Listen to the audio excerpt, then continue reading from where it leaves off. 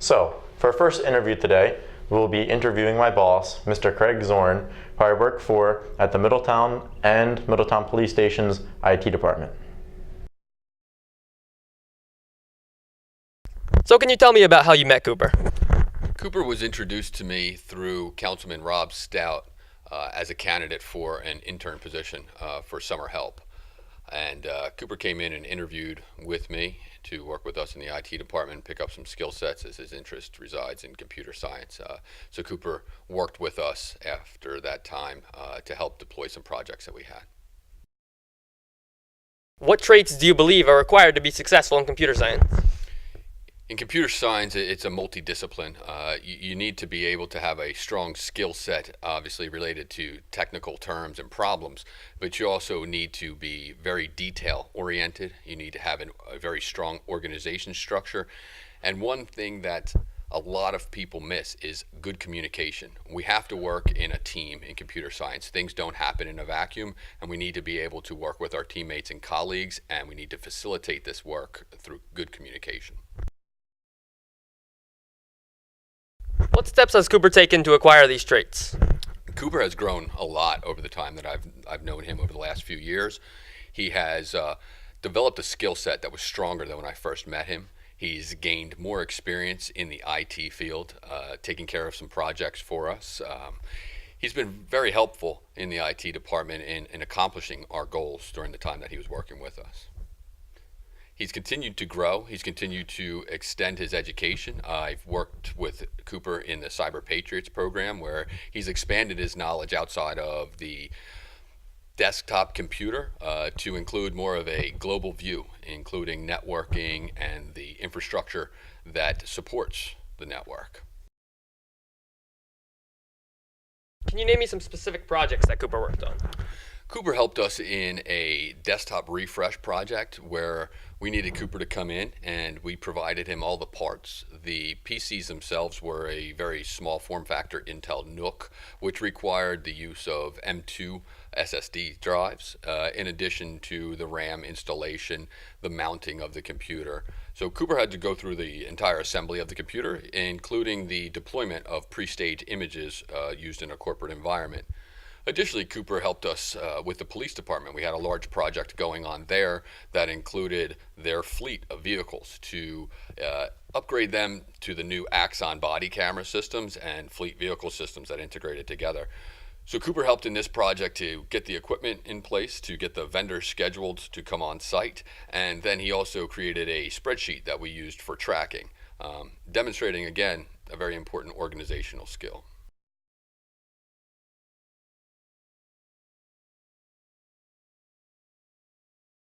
Aside from these bigger projects, what little day-to-day functions did Cooper help with? So during the time that Cooper was here, we were doing a phone convergence. So we were moving from a digital PBX to our VoIP phone system. So as part of these tasks, we needed to rewire desktops and reorganize desktop computers. So as part of his day-to-day tasks, he would handle tickets for us that included printers, but he would also fall back to the work that we needed done to complete the smaller project, which was to rewire the desktops to include the phone system and to provide proper wiring. So normally Cooper would handle day-to-day activities that included tickets that could be a add, move, change, break, fix of a printer, a desktop, a piece of software, or a rewiring of a desktop computer to include the new phone system.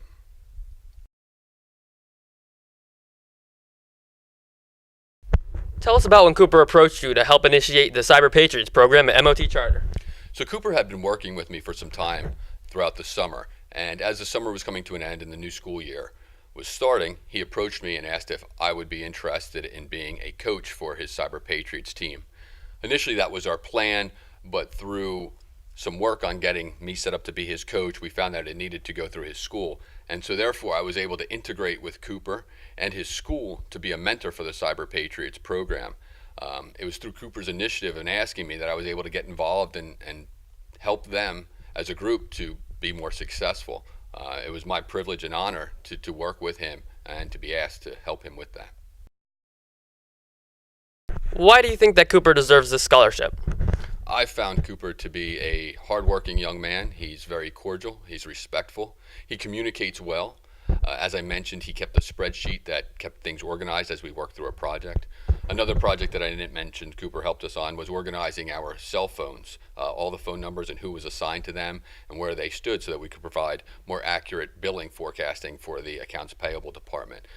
So through the experience that I've seen with Cooper and as I've seen him grow as a technician and as a young man, he's continued to hold a high moral being, and he's been a very hard worker that has kept his work organized, and he's communicated well to me throughout all projects and tasks that he's worked on. I find Cooper to be an exemplary person and would be I think that he's very deserving of a scholarship to increase his education and his skill set and become an IT professional.